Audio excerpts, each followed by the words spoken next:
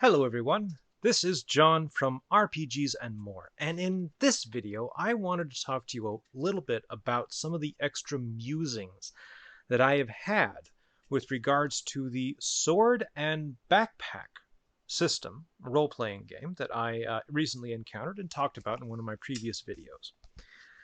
Now, Sword and Backpack is an interesting system because it's barely a system. I mean, it has rules for the most basic of things.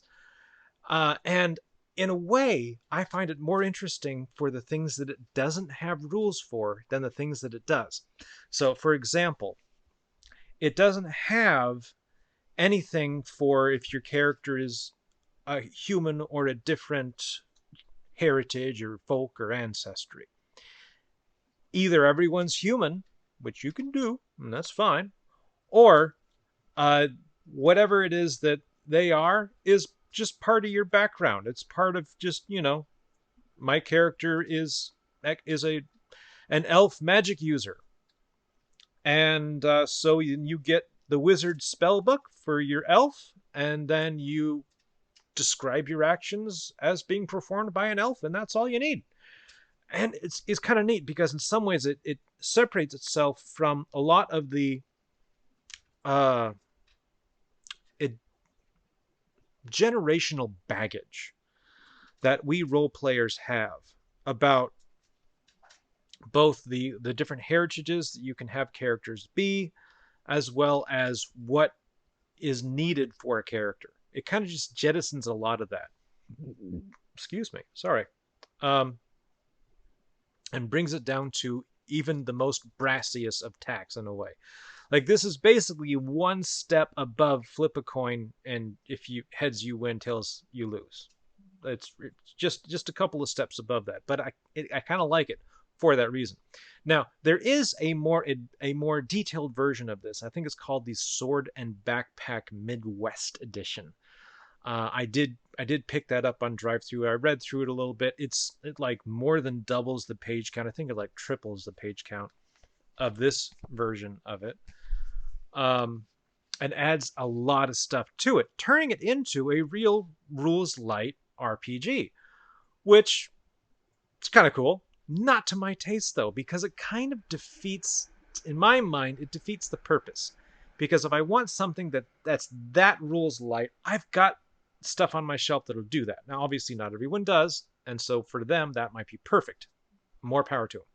But for me, we're talking about like what I kind of want to put out into the world and stuff, and that's kind of when I look at this and this says this is true light. So, but but how do we customize this a little bit, just a little bit, in order to make it do the things that we want it to do, while at the same time not sacrificing the beautiful core that is this game?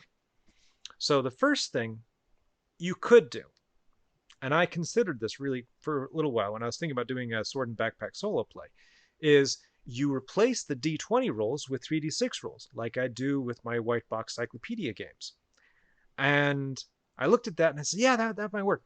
But then I realized how this game functions is the two, like the DM and the player, are rolling off against each other, and whoever beats the other one wins. And when you do that with a bell curve on both sides, it's a little less interesting because the modifier, there are no modifiers in this case. So, like, how would you do that? Would you roll, like, if you had advantage, you're supposed to roll twice and pick the highest ones? Would you roll 66 and pick the three highest ones, or would you roll 66 but three, each of the threes are two different colors, and then go with that? I mean, it kind of was getting more complex than I wanted to, and I said, you know what, okay, let's put that rule aside. We're not gonna do that with this one. We're gonna stick to what is written, the D20. All right, fine. So that's house rule idea, discarded. I do not recommend that one. I mean, you can if you want, there's nothing wrong with it, but there's nothing like wrong with it inherently. If you like that side of that kind of complexity, go for it. Obviously, don't, I'm not telling you what you can and can't do, just what I decided. So, but this is interesting. the sample characters in this book all list the armor that they're wearing.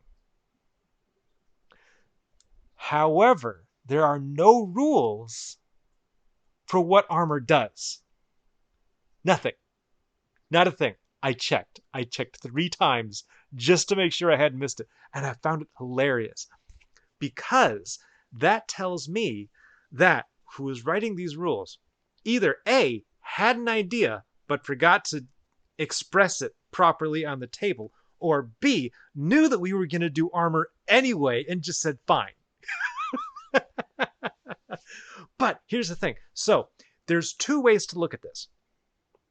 A, we make a house rule for armor.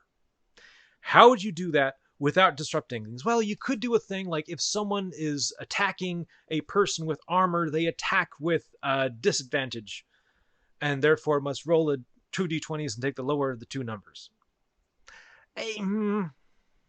Maybe. It has the effect of simplicity, which is nice. And it will go well with someone who is wearing armor and a practiced warrior would be rolling with advantage. And then if the practiced warrior were fighting against another warrior who was wearing armor, then their advantage would turn to a straight roll. Okay. So there's that, which is kind of neat. And I kind of like that in a very basic sense. But then I thought, what's another thing we can do? What's another option? So another option, excuse me, is to simply give them more health.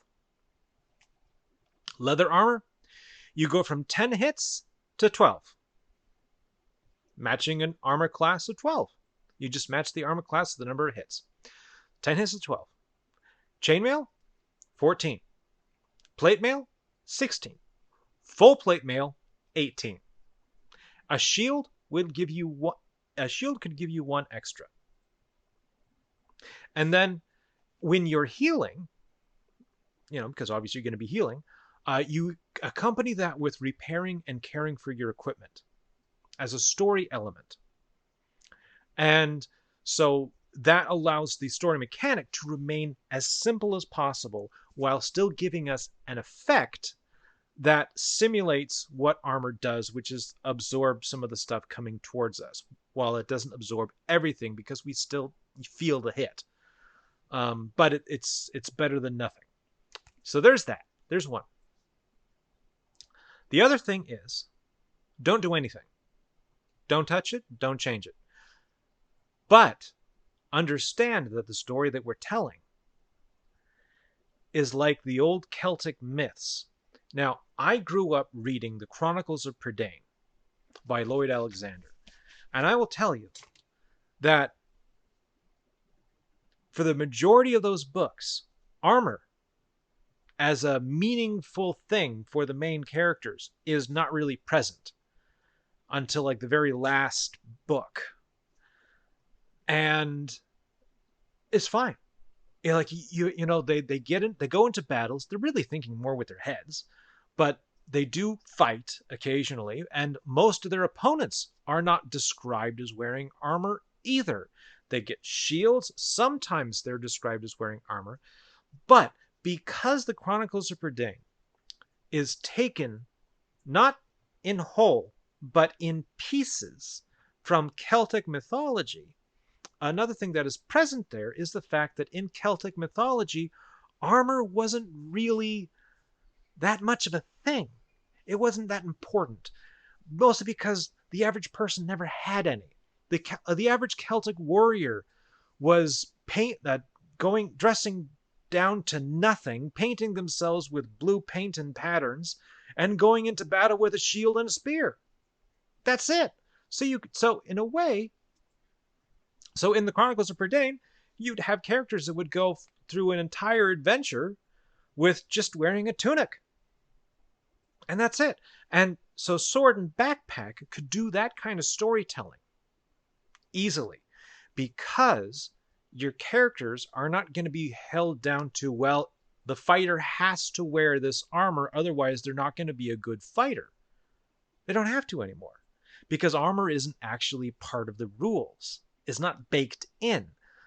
So you can ignore it, and you can have that story of the plucky fencer that goes up and fights against other people, and you don't have to worry about armor. You don't have to like, well, I'm wearing a chainmail shirt, so I'm more protected than he is. And none of that. You're just everyone's just a guy or gal.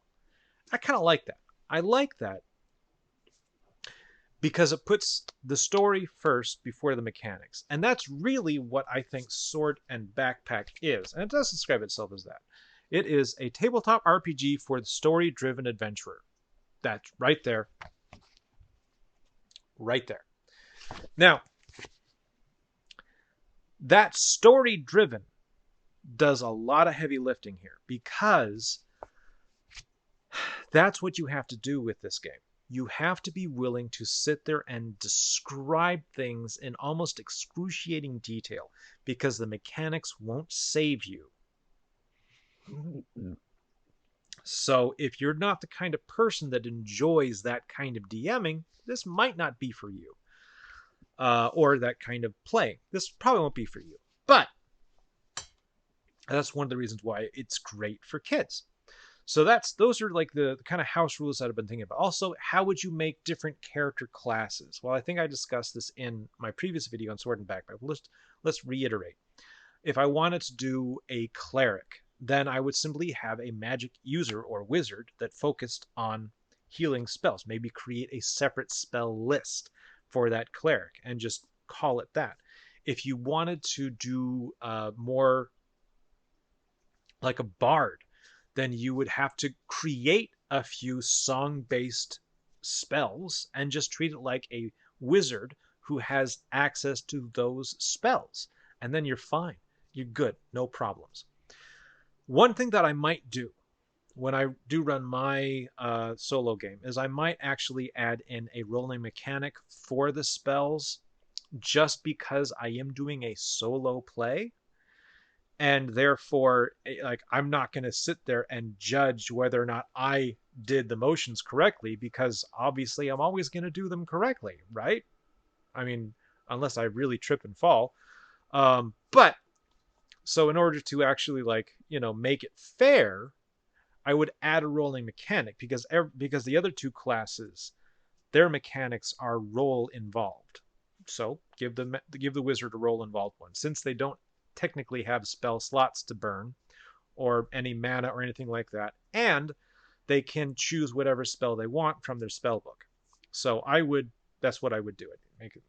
And I would also add more spells to the spell book, but they have to go and find them in scrolls and learn them and then add them to their spell book. And I kind of like that just because it allows for a sense of progression. That is one thing this game doesn't have at all, is any kind of sense of progression, which can be a good thing if you want your story to be the progression. How far they get in the story is what matters. So that's good. But let's say you wanted to add a little bit of progression here. Well, you can.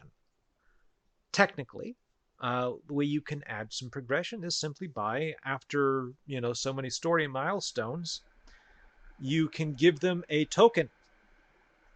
And then once per adventure session, they can spend that token to get an automatic reroll on one of their rolls. That didn't go well. And every time they hit another milestone, they get another token. So then after it's 2 milestones, they've got 2 tokens. 2 tokens per day. So that can be one sense of progression that is felt on the character sheet. Another one would be allowing, maybe they choose between the token or getting an extra hit. So now they have 11 instead of 10, or 12 instead of 10, or whatever number you decide to attach that to. So that's another option of how to differentiate things a little bit. I mean, magic users obviously get more spells when they progress if you create more spells. That's not baked into the book, but it requires you as the storyteller and the player to work together to create new spells, which is not too hard. I mean, you can do it. But yeah, I was kind of really just digging it. I know it's super simple, and I kind of have really been enjoying digging into some of the more simple systems out there. I've done a lot of work with the Prince Valiant role-playing game. That thing, it's so simple on the surface, but has a lot of complexity under the hood, which is not obvious, but only comes out when you really start taking the system apart and realizing how it all functions together, and realizing that it works because of the interaction between player and GM and not because of what's written on the page. So that's kind of neat. But I obviously, I still right now I'm having a lot of fun with White Box Cyclopedia and White Box Dungeon Adventures. Those are my main jams right now. But Sword and Backpacks, it's a neat idea. It's so basic that it doesn't feel heavy at all. And I don't. The art just sells me. This is at least the cover does. The art that's inside the box, it's okay. I'm not writing home about it, but it's not bad. Um, and I don't necessarily dig the punk rock, the dungeon punk manifestos. That's not my thing. But other people do. They like it. Good, more power to them. But I just really was digging like the utter simplicity of the system, and it just made me realize just how much of the stuff that we build up in our games we don't really need. And that's the secret. We don't need it. We want it. And when you decide that you want it in your game, then that changes the story a little bit. That's kind of neat because it allows you to see the systems that you love in a different light, because suddenly it's not something that the company is doing to you by making this complex. It's something that you're choosing, which then allows you to not choose it if you decide you don't like it anymore. But that's a different thing. We're waxing philosophical. That's not what this video is about. This video is about Sword and Backpack. So, let's say that you want to do like some customization stuff. You want to like give a character a pet. Why not? There's no rule saying you can't. And nothing's going to say that it's unbalanced. So make it like a second PC, and the pet just does things. Maybe it doesn't have it just doesn't have the fighter stuff. You give it, I don't know, 5 hits, and then advantage on smelling and sensing and stuff like that, and you're good. And that'll work for most animals that you would have. I mean, dogs, yeah, that would work for dogs. They also have the ability to bite, but maybe they don't bite as well as your fighter's sword will. And then you've got birds that can fly, but there's no real, because there's no mechanics for flying. They just fly, and you don't have to worry about it as long as it makes sense in the story. That's the key. It has to make sense in the story. So Sword and Backpack, what kind of game would work well with that one? I think definitely has to be a story-driven one. It has to be one that has a lot of character interaction. You can do a straight dungeon crawl with this one, but I think it would get, unless you're super detailed and you're really enjoying getting down into like the nitty-gritty of descriptions of each of the sites, to the point where each dungeon room is like the chapter in a book. You probably would get a little bored really quickly doing this as a dungeon crawl, unless you had some really exciting, fun players that loved hamming things up, in which case it'd be amazing. Do it. But if you wanted to do more of, let's say the characters are in a village and they're going to the village fair. Maybe that's your inciting moment, is the village fair. And so they get a chance to go around and they play the different games, and they have to do some guessing on different stuff. They try to solve some puzzles and whatnot. And then at the end of the village fair, there's special events that happen. Maybe there's a disturbance of some kind, and they've got to go deal with it. And that's why they're heroes. Thank you, Dungeon Master, Professor Dungeon Master, by the way, because I've used that more than once, and it's been great. But like these stories and these ideas can really shine with something like Sword and Backpacks. Like I could take, say, for example, Burnt Offerings, the first adventure in the Rise of the Rune Lords adventure path, which is the first one released by Paizo. under the Pathfinder name, even before the Pathfinder RPG system was a glimmer in someone's eye. This is back, way back in the day. All right. That had a lot of in-town elements. There was a goblin fight at the beginning, and then there was a lot of smaller vignettes that would occur between that main inciting moment and the next inciting moment. And it was part of the player's responsibility to navigate through all those vignettes in order to figure out what kind of adventurers and heroes they wanted to be. And that's the sort of thing that Sword and Backpack would do really well. Absolutely fantastic. You could even, tack on a hope and fear style mechanic if you really wanted to, like, have a mechanic for who gets the spotlight. You could do that, and that wouldn't, I don't think that would add too much, but it probably would double the page count. It's not, I don't know if it would really be necessary, but it could be a cool storytelling unique, or storytelling technique to add to the system. But yeah, Burnt Offerings would be a fun thing to run. I don't have a copy of that one anymore. I finally got rid of all my Pathfinder stuff a few years ago because I just hadn't touched the game in over 10 years and really had no intention of doing so ever again. So I just said, you know what? I'm not a warehouse. I let it go. There's a few things that I've had that I've really enjoyed and have a lot of fun with, but in the end, I'm not a warehouse, and I'm not a librarian. So no disrespect to people that have huge collections and love them, especially if they have the room for them. I mean, more power to you. Enjoy.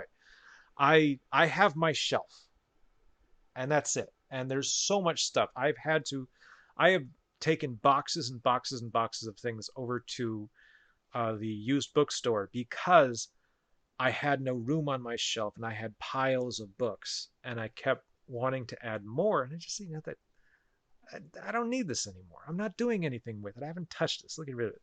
But we're digressing. Sword and Backpack. See, I digress, but I try to bring it back. All right. Anyway, so that would be an adventure that you could probably run that with this with very little conversion, mostly because you just don't need it. So what I would do is, if I wanted to convert a monster to this game, I would take their armor class.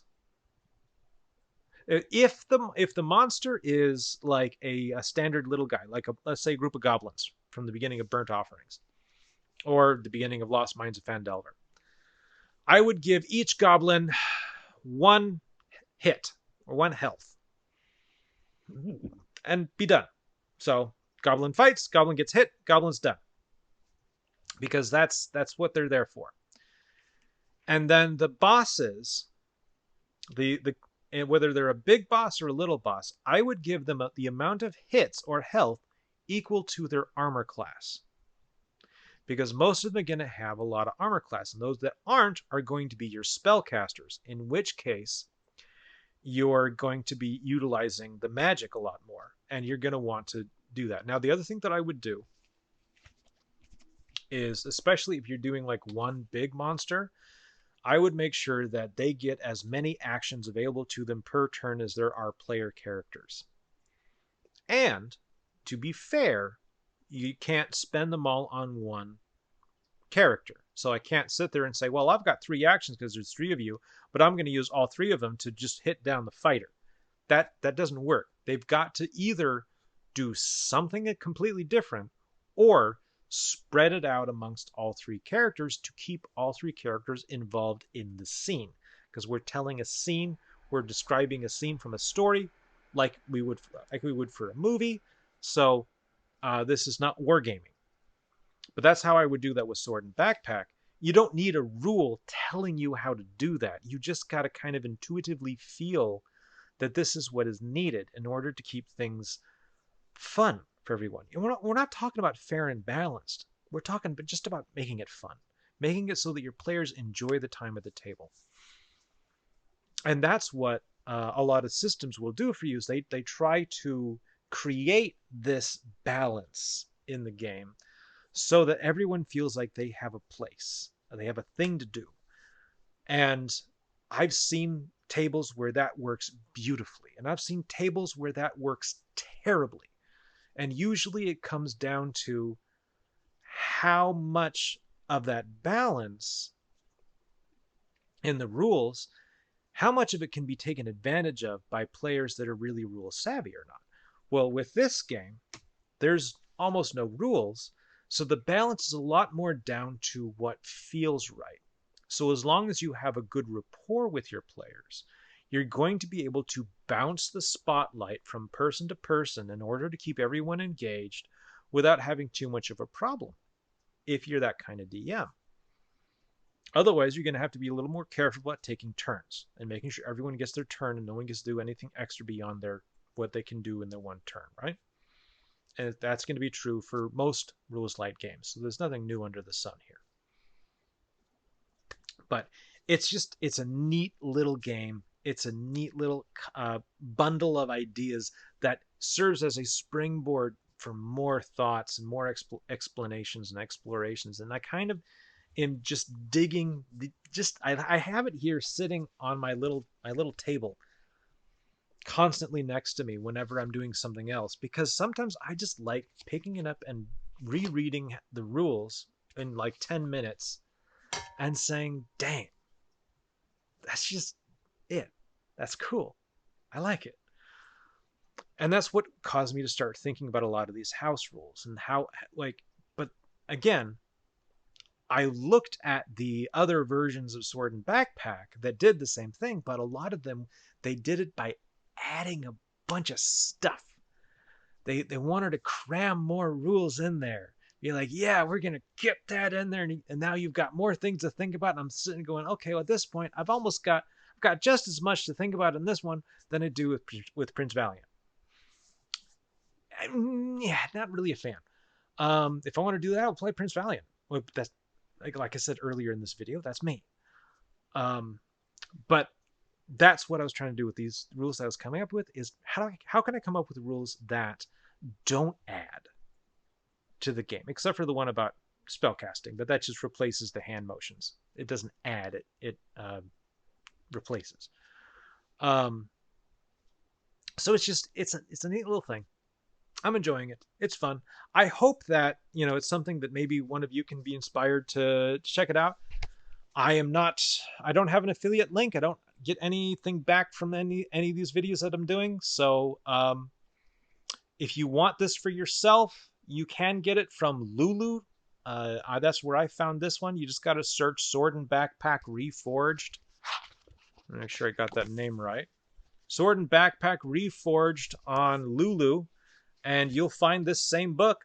And you can get a PDF or have it printed out and sent to you. I'm actually thinking about ordering more of these because they were not expensive, and I can start giving them out as party favors to friends and say, hey, here's a cool thing. Anyway, thank you so much for your time and attention. I hope this was a little more interesting. I tried to be a little more animated than I did in the video that I did just now because I realized I was kind of doing a little bit of the clear eyes talk and talking a little slow, and that's just kind of what I do sometimes when I sit back in my chair. And so I'm trying to be a little more animated here. Hopefully it worked. Hopefully you enjoyed it. If not, that's fine. No stress. We're all good here. This is a hobby channel. I'm not trying to make money on this. So happy for the communication.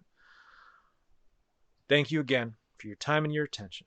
I hope you all have a wonderful day. Peace be with you. Bye-bye.